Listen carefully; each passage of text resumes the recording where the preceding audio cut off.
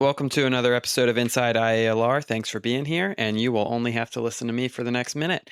So here's what happened. The last episode that published was an interview with President Telly Tucker for his 4 years at the Institute. We were kind of just marking that, talking about leadership and his experience here and those types of things.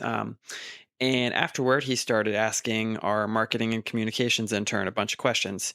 And we all kind of looked at each other and said, this sounds like a podcast. So we have this Intern Roundtable podcast as a result. So this is President Tucker, along with our Executive Vice President of Operations, Dr. John Hughes, just really talking life experiences, career experiences with 4 of our summer interns. Every summer we have at least a dozen interns. This summer, I think it's 15 that we've had on campus. And they contribute to all different kinds of things, all different kinds of programs, whether that be, our research department, whether that be our different programs that we run, or our communications team, or information technology. All across the board, we have interns who help come contribute to what we're doing and also gain really valuable experience. So this interview is with, like I said, Telly Tucker, our president, and Dr. John Hughes, and 4 of our summer interns. So I will let you hear it from them.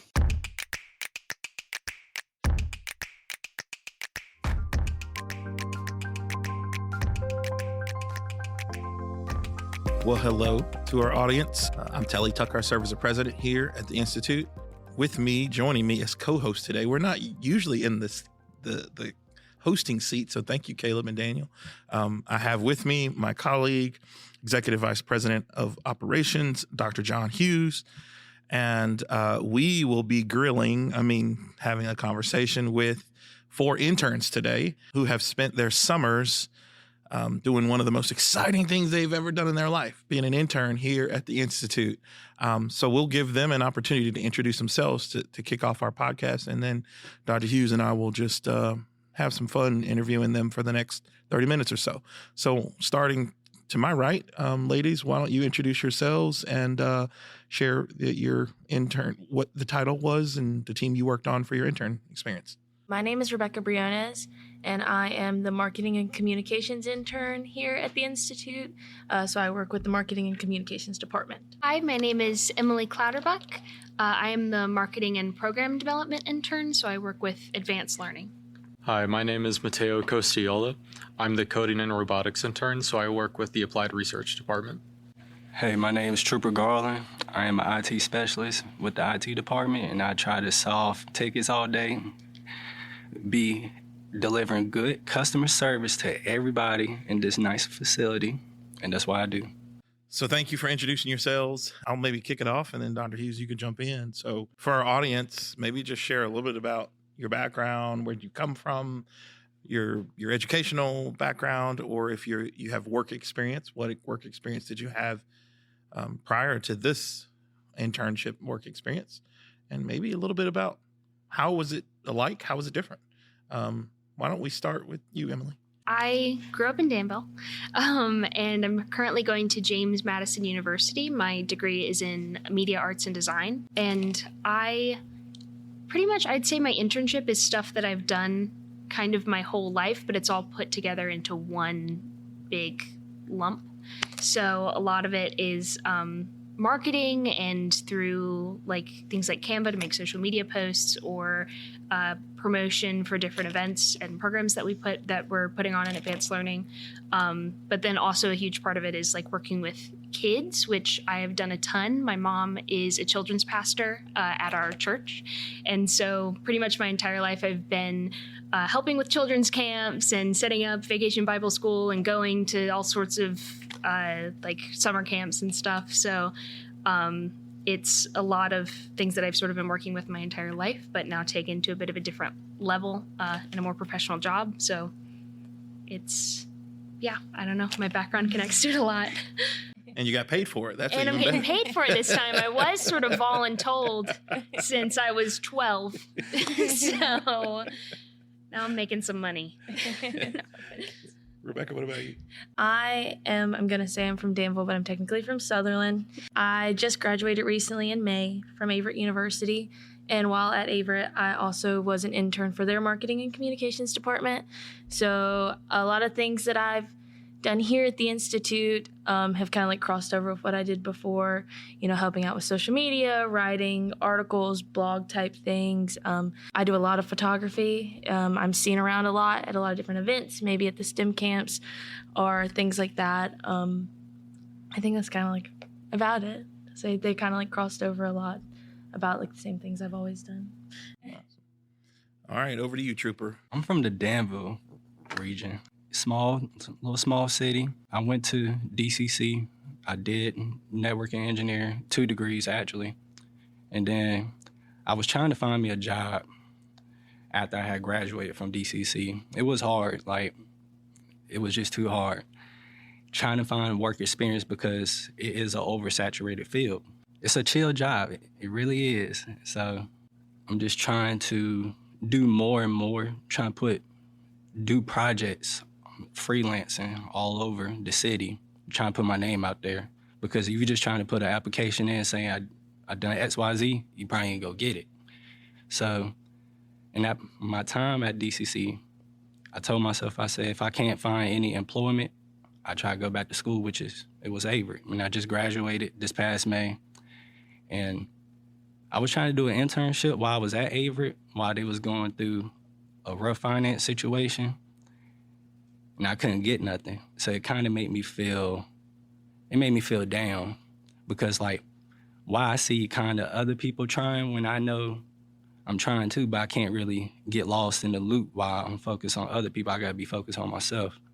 And so I try to give myself motivation every single day, trying to be a changed person, because it really is a difference when you come into the Institute, because you meet so many different personalities and everybody's so nice, and I am not used to being nice. That was the hardest transition for me. I'm just lost. Like, I don't know what to do. So I just had to grow with the person or grow with other people. I'm learning from other people around here. And it actually made me realize, I'm like, man, I would really love to work here because it would just change my life. All right, audience, you heard it. You got a Danville and Avery grad. He's looking for opportunities. All right, let's see. Mateo, you're up. I'm like everyone else here, also from Danville. Lived here my entire life. I'm majoring in electrical engineering at George Mason University with a minor in mathematics. Somewhat unlike the rest of the applied research department, I don't do typical experiments like you might think of. I'm not. I don't have a logbook that I use every day and tweak minor things. Most of my job entails writing code to work with the smart platforms we have here at the Institute. It very much does align with my major, working with various electrical components, motors, CNC controllers, as well as using cameras for a field of engineering called computer vision, using cameras, computers, and autonomous electronics to, say, mimic human eyes, if you will, give computers eyes and such, to be able to, say, watch the plants grow, track their motion, track their growth, track their health, and make defining decisions about their environment, changing the humidity levels, changing the soil, stuff like that. That's sort of what my job entails. And I've been doing this for the past 3 years at this point. Every year I just keep on coming back. It's never finished. There's always more stuff you can do. And as Trooper was saying, everyone here is just so interesting, so nice. You have so many conversations on a daily basis of just things that really open your eyes and open your mind to different perspectives and different ideas. You can talk with a colleague over lunch and suddenly you have a solution to a problem that you've been facing for the entire week. Now, while we did pay them for their work, I promise you we didn't pay them to say these nice things about IALR, but Mateo's come back 3 times. So that should be an indication for our listeners out there about the type of work environment and the experience that certainly he's had here. John, thoughts? Sure. I was just going to ask Mateo, you've been here, you're the senior intern. here at IALR this summer. What are some of your best experiences in not only just with the research department, but with my colleagues and staff in general, and the project that you're working on? Yeah, so I think, my first internship, I was fresh out of high school. I had just graduated, and I had attended AET here, the Academy for Engineering and Technology. So I was already somewhat familiar with the Institute. When I was participating in that program, we worked with Jessie Vernon.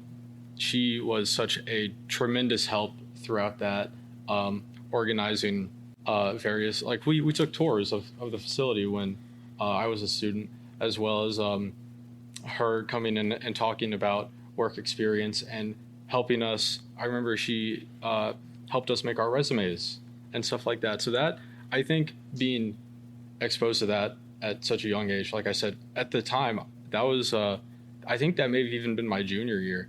And while, yes, that was, 4 years ago at this point, that was still such a impactful experience I had with someone here at IALR. And then working within the department also, my first year, just being exposed to all of this, cutting edge technology, and coming to a place where I was really passionate about programming and coding and robotics in high school, but I didn't have an outlet for that. And then being mentored by people like Dr. Lohman as well as Mitchell Doss, working on the smart platforms, that was really impactful. And obviously really enjoyable as well, since, like you said, I've returned here every summer. It's been a really amazing project to work on, and it really is very special to be a part of it. We definitely appreciate you putting in the application, taking time, and working on some things that I know Dr. Lohman had a plan for you at one point, and then he said, well, he's finished that in a week, so what do we do with the rest of the summer? And you worked that out as well. Come back 2 more times. I'd like to ask some of the other interns here, what do you think thus far is your most impactful experience? I think for me, it's getting to kind of cross over into so many different divisions here. While you may work with just one specific group, you're constantly dipping your toes into everybody else's business too, especially with me. I mean, I'm around a lot of different people and a lot of different things that are going on around here because of what I do, following people around with cameras and things like that. And I think it's really cool to get to experience that everyone plays such a big role in so many different ways here at the Institute, not just within your division, but you also impact every other division around you, which I think is really cool. You heard it, Rebecca, professional paparazzi. She got to be in everybody's business, follow them around with a camera. Yes. But I always have to ask. And got paid for it. Yes. I just walk around and take pictures. I would say working with advanced learning, I've really enjoyed seeing the process of how the Institute puts on a lot of the learning events that it does. So one project that I've been helping work on is we have an event coming up in fall called Healthy Island, which is going to be all about helping families sort of learn how to stay healthy. And so I've sort of been able to be a part of that whole kind of process from the beginning of planning for that and getting to see, I've sat in on meetings about getting people to come and set up tables and booths and going through the list of all the things we need to get done for that and budgeting and all sorts of things. I've mainly been more of the marketing side for that. I've made flyers and save the date. That's just been really great to kind of see how they sort of bring a project to fruition sort of over the course of really just a couple of weeks, is getting that whole thing together. Having the project and bringing it to its successful completion is very meaningful. I think I see it in your faces, see it in previous interns' faces as well. Trooper, I'd like to ask you, since you shared your journey to internship, how do you think your weeks here at IALR prepared you for the workforce, and what can other interns glean from your experience? Every internship is different because while you're doing IT, it's like you have to network with people in order to get what you want. And like, while doing this, I feel like I have to, you can't learn while you just like kind of shadowing all day, because I'm a hands-on person, and I like to be uncomfortable because it lets me know I don't know what I'm looking at, and it also teaches me that I'm new to it. So if I see it later on in the future, I already know what I'm doing.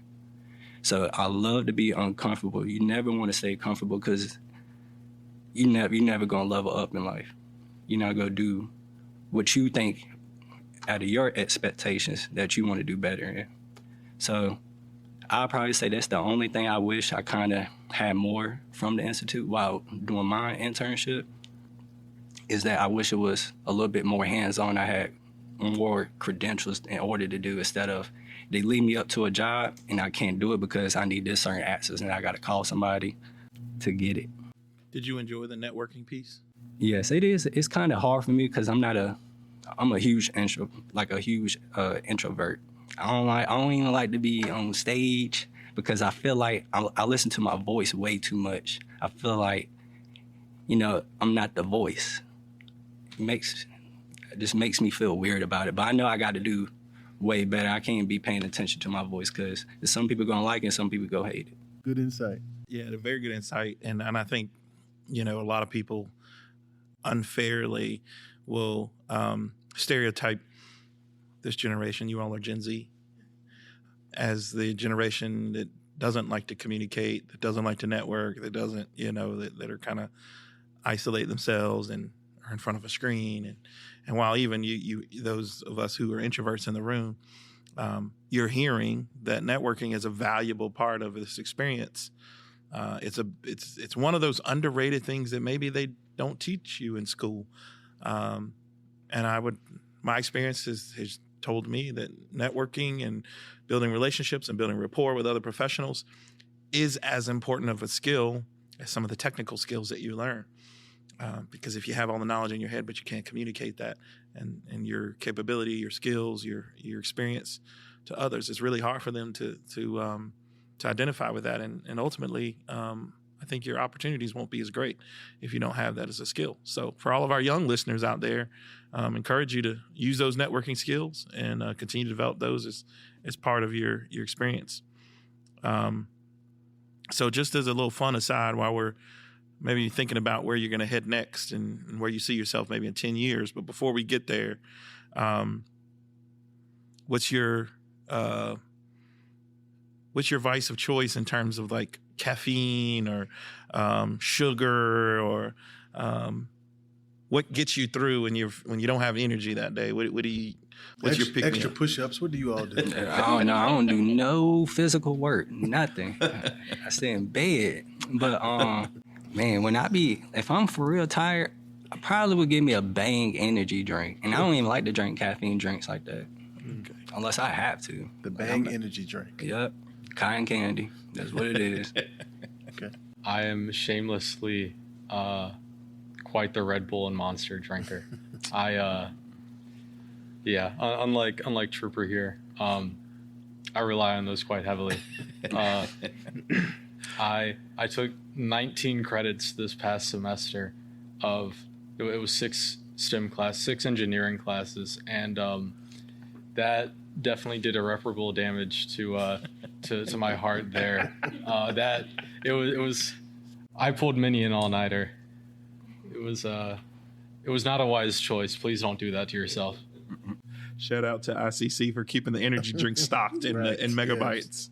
Mine would probably have to be like some form of like iced latte, just coffee probably. I'll say at Averett, if I had a friend walk up to me and they were like, "You want to go get a coffee?" I'd be like, "Yes, of course. You're asking the right person." Be like, "I'm not even going to check and make sure I have the money." Yes, I'm always going to thank you. Stay with us. We'll be right back. Need a place to bring people together? The IALR Conference Center in Danville has modern and flexible spaces, great food, and a team that takes care of the details. Big or small, we make your event run smoothly. Plan your next event at ialr.org/conference.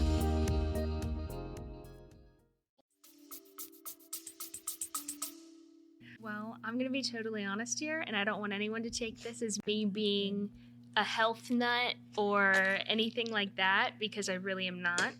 But I am an incredibly picky drinker. I really have only ever had water and milk like my entire life. And so I just kind of push through. This is my way of how I get through the day. I will wake up in the morning and I don't want to get up.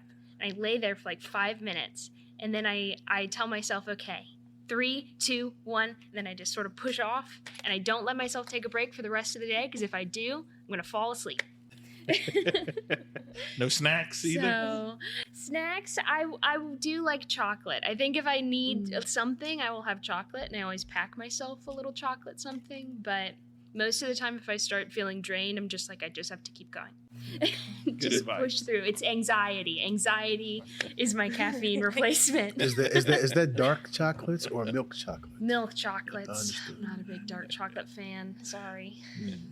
Not a problem. Not a problem. Dr. Hughes, what do you think is next for these bright young minds here? You think we should ask them where they foresee themselves 10 years down the road if they had a crystal ball?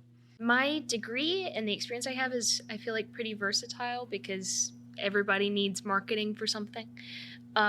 So I really love Danville. I know a lot of people who grow up in a small town are like, I need to get out of here and get to the big city, but I'm not really that person. I have a lot of friends here. I have a lot of family here. And I've really enjoyed the past couple of years watching sort of how the town has sort of continued to grow as we have more money coming in and have sort of renovated some of the downtown areas. It's been a really fun process to kind of see. So I've always kind of wanted to use my degree to try and get involved in that and really sort of give back to my community and come home. So I feel like in 10 years, I'd like to work with some of those sort of efforts that are being done here in Danville. But I do really love the marketing side of things, and I love video work and video editing. So I'll probably stick to social media for a while. Yeah, I just kind of want to come home. Emily, you going to work for yourself, or are you going to work for somebody else? I feel like probably work for somebody else. I like to sort of get really involved in a project. I feel like freelance work, I'd kind of be hopping between multiple different areas. But if I stayed with sort of one group, then I could kind of put roots down, get to know everyone, and get really involved with whatever thing we're working on. So for you employers out there, you've got a potential employee in 10 years. How about you, Rebecca? 2036. I would like to possibly be working in sports. That's like a recent revelation in my life that I've had, thanks to like my big brother. So he's the reason why I enjoy sports so much. But I think at the same time, anything that gets me to use my degree more and the experience that I've gotten, I fully believe that any experience is good experience and it can help you achieve what you want at some point. But I think I'd really like to see myself within 10 years, possibly working for a sports team. I'm a big ice hockey fan, so let's go Canes, Stanley Cup champions. I'd love to possibly see myself in Raleigh one day working for them. That can be a bit hard to get to, but like I said, any experience is good experience. And I feel like, especially here, like the Institute, I've learned so much that can one day help me possibly like just transfer over into anything. It can bleed into any job that I get. Raleigh's not far. Raleigh isn't too far. I'm sure we have some listeners from that part of the region. If anybody's got connections with the Hurricanes, Let me in. Rebecca's your girl. Let me in. For communications and marketing. All right, over to you, gentlemen. Mateo, you want to go first? 2036. The global demand for computer chips is ever increasing year after year. Not really expected to slow down at all. And that is actually what I'm concentrating in with my major is computer chip design. So I really hope that, in that time span, I would, hopefully become an expert in that field. And being in the applied research department, I'm surrounded by people that have, extensive higher education experience, graduate degrees, postdoctoral degrees, and such. And I'd really be interested in pursuing more education following my undergraduate degree. So hopefully in that time, maybe obtain a master's, if not begin work on a PhD.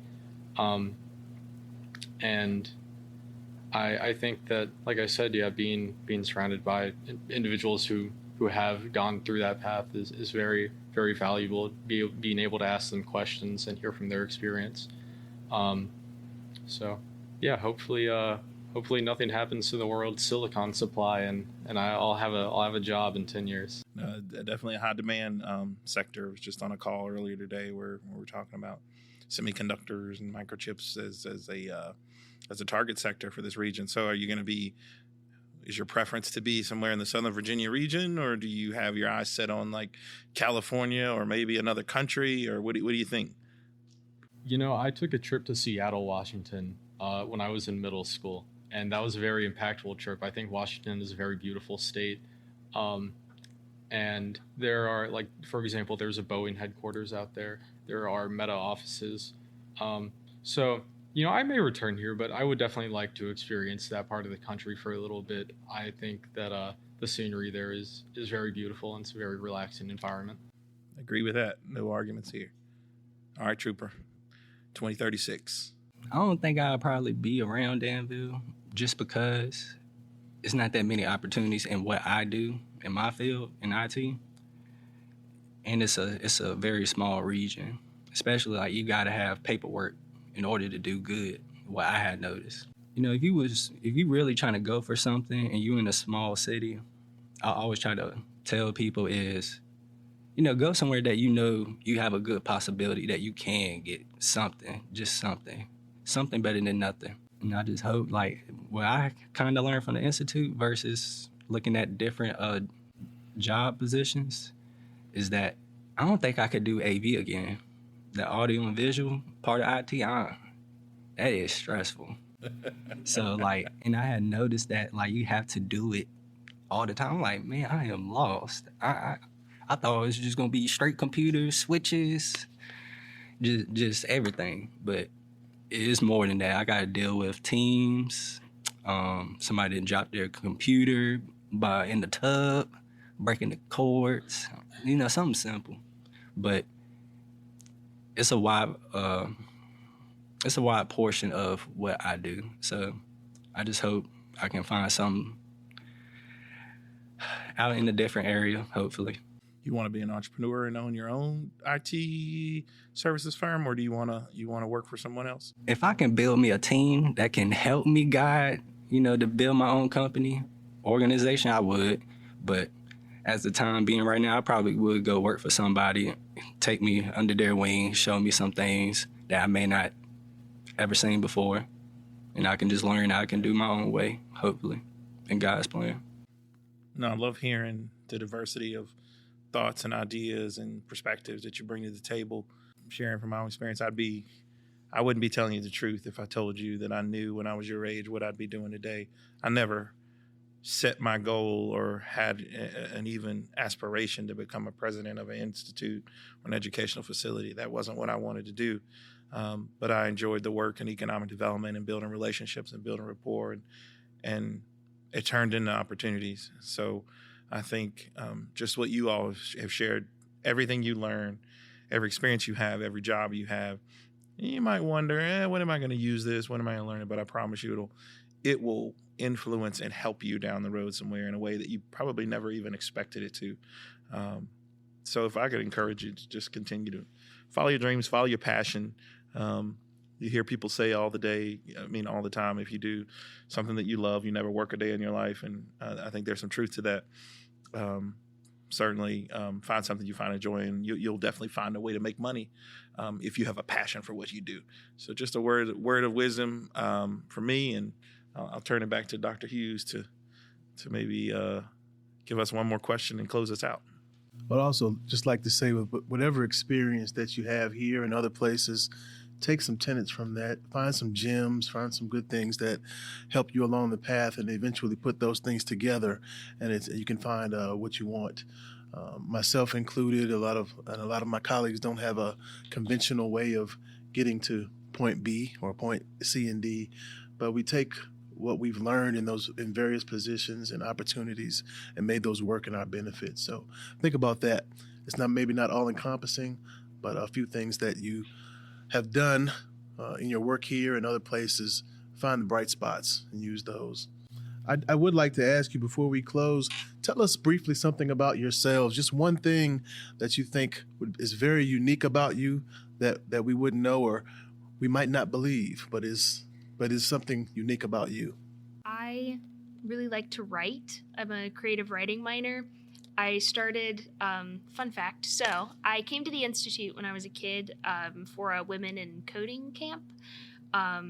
And at the end of the day, it sort of, we had like a competition to see like who could design a website that was better than everyone else's website, and my team won. So we got to go to like a larger women in coding conference, and at the end of that conference, they gave us a laptop, which was really awesome. And then on that laptop, I started writing books when I was like 11, and they were not good books. Where I've read through them, pretty much every chapter is one big paragraph with no breaks or proper punctuation, but I kind of started there, and now I do it like all of the time. I've written a ton of short stories, and I'm working on larger books, and it's kind of my favorite thing that has nothing to do with what I'm majoring in. So Great. I'm really good at Guess the Song, and I know this for a fact. My brother and I, whenever we would get bored when we were younger, he would pull up a YouTube video and we would guess songs. And to this day, he will play a song and be like, who sings it? What's the name of it? I was in high school and I helped win like my class's like thing. It was like you had like your different, like I was like my government class or something. We did something, we played Guess the Song. I knew almost every song. I was an orientation leader at Averett, and no one ever wanted to play with me because I would guess the song so quickly that they'd be like, okay, Rebecca, you're no more fun. So that's my unique fact. I haven't tried it in a while, but I used to be able to solve a Rubik's Cube in about 30-ish seconds. And, believe it or not, there's actually quite a bit of math involved in solving a Rubik's Cube. So that I remember I would kind of write like algorithms, if you will, like if you have a face of the cube that's set up a certain way, you do these certain steps and then you'll solve it. It's actually not just guesswork. Rubik's math. Just recently, I think somebody broke the world record for jumping out of an airplane and doing the Rubik's Cube, solving the Rubik's Cube, a certain number of them before they got to the ground. You should Google that. Somebody thought that was a good idea. I guess something unique is I was a runner. I ain't gonna lie. I was the fastest runner out of the whole county. So I feel like that's something unique, I guess. And I only did it for 1 year. 1 year. And I just broke every record. And I was like, man, I didn't think I was this capable. So What did you run? I ran the 1, 2, 4. I was a sprinter, short distance runner. All right. What do you think, President Tucker? I think it's been an incredibly interesting session and podcast so that you can meet our interns and hear from them directly about their experience, their backgrounds, and their future plans. This is part of who we are and what we do here at the Institute for Advanced Learning and Research, helping shape lives, helping people find their destiny, what their future is going to be, being just one part of their evolution and maturation. And that's a beautiful thing for me to be in leadership here and to help support these young people find where their future is. So just a word of advice, maybe a little bit of encouragement for all of our listeners and those who you may be wanting to share this with someone else. Share it with an aspiring young person who may be looking for an internship in the future. You can do it as well. I think we hosted some 16 interns here this year. on site and help support others in the community. And it is part of maturing and growing as a young person, as a professional, and hopefully one day as a contributing member of society. So thank you to each of you. I want to wish you all the best in your future.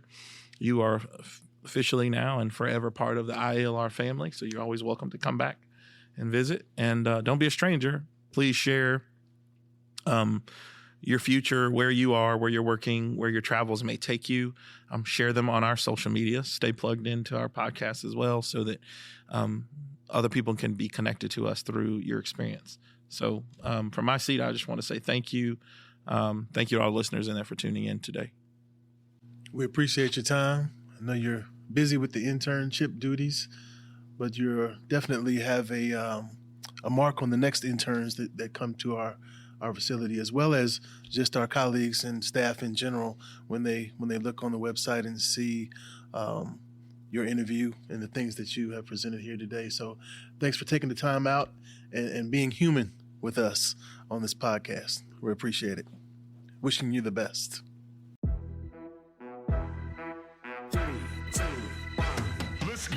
At IALR, we're training people for careers supporting the construction and maintenance of ships and submarines.